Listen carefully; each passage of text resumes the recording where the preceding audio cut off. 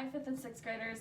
I'm going to do some review on 2.1, questions 2 and 3 before we move on to 2.2.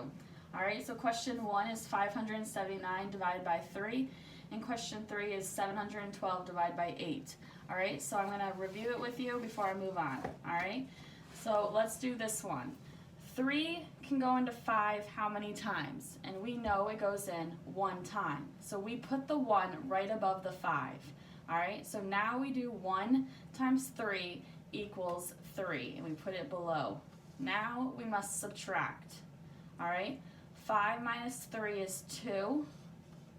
Alright, now how many times can 3 go into 2? We know it can't go in anyway, so it would be 0. But we have more to bring down. So instead of going up here and putting a number up here, we're going to bring a number down, like the 7 in the tens, or the tens place. So we're going to 7 down. We're going to bring it, and we're going to put it right there. And then now we're going to see if 3 can go into 27. How many times does 3 go into 27? And we know that it goes in 9 times. Alright, so 9 times 3 is 27. Alright, and again, we subtract, so 7 minus 7 is 0.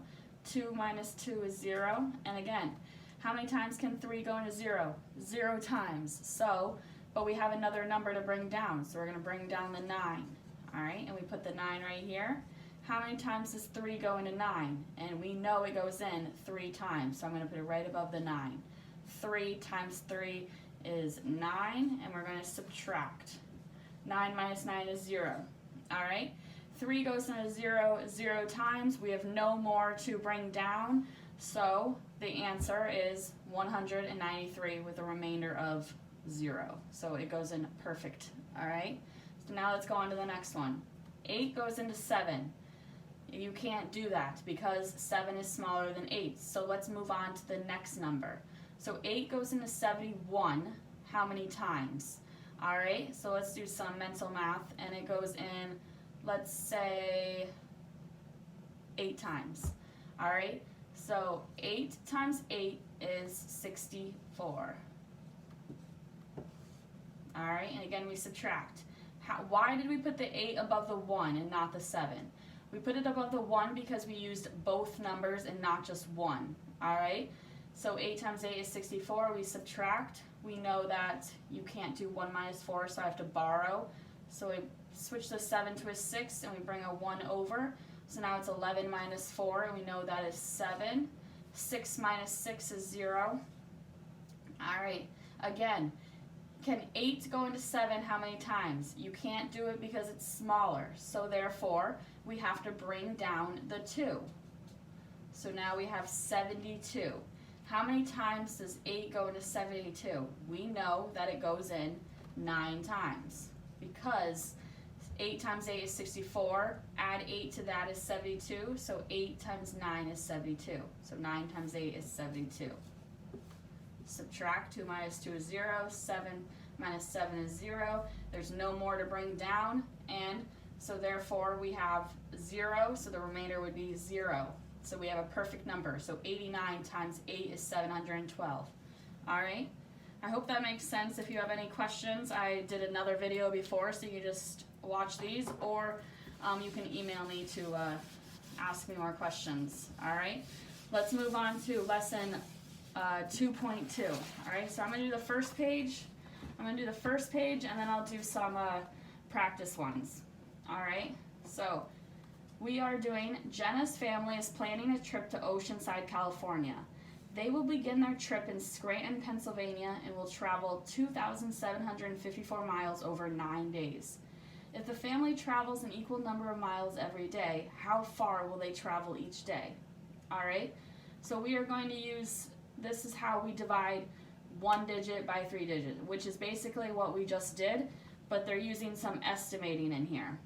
Alright, so divide 2,754 divide by 9. We're going to use an estimate to place the first digit in the quotient. Alright, so we are going to switch this number, 2,754. What is that closer to? So is 2,754, is that closer to, should we, what's an easier number? So should it be like 2,800 2,700, 2,700, or should it be like 3,000? How we figure it out was we try to find a number that can go into 9 equally, all right? So if we switch this to 2,800, let's see, 2,800, can 9 go into 28? No, that would be kind of like, it'd be 3 point, like 2 or 1 or something like that. It'd be a hard way. So let's see if we switch it to 2,700, all right? Can 9 go into 27? Yes, 3 times. So then you'd have 300 because 9 goes into 27 3 times, and then you just add on the zeros. All right, so that's how you estimate. You try to find a number that is easier to divide or multiply into. All right, so they switched it to 2,700, so like we did. All right, 2,700 divided by 9. We know that 27 divided by 9 is 3. And then you add on the extra 2 zeros. So the first digit of the quotient is in the hundreds place. All right, so divide the hundreds, then divide the tens, and divide the ones. All right, so how would you do that? We did the 27, which is 27 divided by 9 is 3. Then we did 0 divided by 9 is 0. 0 divided by 9 is 0. All right, so that's how we got 300 with estimating. All right, and how you would do it without estimating is right here. So 9 goes into 2. We can't do it. How about I write it on the board? That might be easier, right?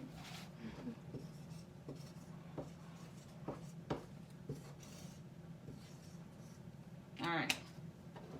So 9 goes into 2. You can't do it. So we're going to move on to the next one, okay? So 9 goes into 27 3 times. Remember, I put the 3 above the 7 because that we used both of them and not just this one. 3 times 9 is 27. Subtract them and we get 0. Bring down the 5. 9 goes into 5. This is tricky. 9 goes into 5 0 times, so we bring the 0 up here. All right. 0 times 9 is 9. We subtract it out. Why did we not bring down another number? We will do that eventually, but first we have to make sure if we bring down one number, we are just going to multiply it by 0 instead. Now we can bring down another number, but after we subtract, all right? So 5 minus 9 is still 0, so 0 minus 9 is 9. Oh, shoot. I did this again just like the last video. 0 times 9 is 0. 5 minus 0 is 5. Bring down the 4. Now, how many times does 9 go into 54? We know it goes in 6 times. 6 times 9 is 54. Subtract it, 0 with a remainder of 0. All right, so the answer is 306. That is very close to our estimating, right? So we're a little off, but that's how we estimate. All right, let's do another example. All right, over here. All right, so we're going to divide and we're going to check it, okay? So this is how they divide. They do 614 divided by 6. We know that 6 goes into 6 one time, so 1 times 6 is 6. Subtract it, we get 0. Bring down the 1, we got 1. We know that 6 goes into 1 0 times, so it's 0 times 6 is 0. Then we bring down the 4, so we got 1 and 4. So now 6 goes into 14 how many times? 2. 2 times 6 is 12. 14 minus 12 is 2, so there's no more to bring down. So we would have a remainder of 2. How we're going to check that is we are going to take the 102 and we're going to multiply it by 6, and we're going to see if we come anywhere near 614. All right? So 2 times 6 is 12. 6 times 0 is 0 plus 1. 6 times 6 is 6. All right? We got 612. Is that close to 614? Yes. But look, we have the remainder, so we're going to plus 2. So we get 614. All right? So we know that 614 divided by 6 is 102 with a remainder of 2.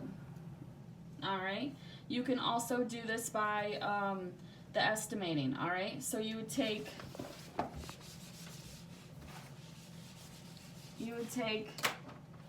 the 614 divided by 6, so 614 divided by 6 equals, alright, so we could estimate, what is a good number to estimate, alright?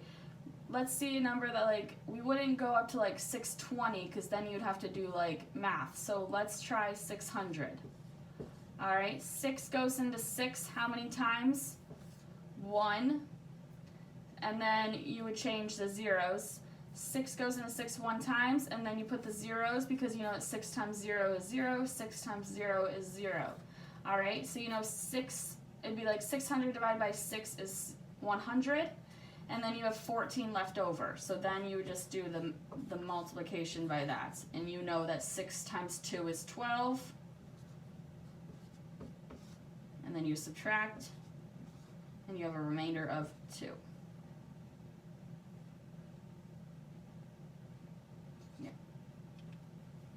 Alright, hope that makes sense.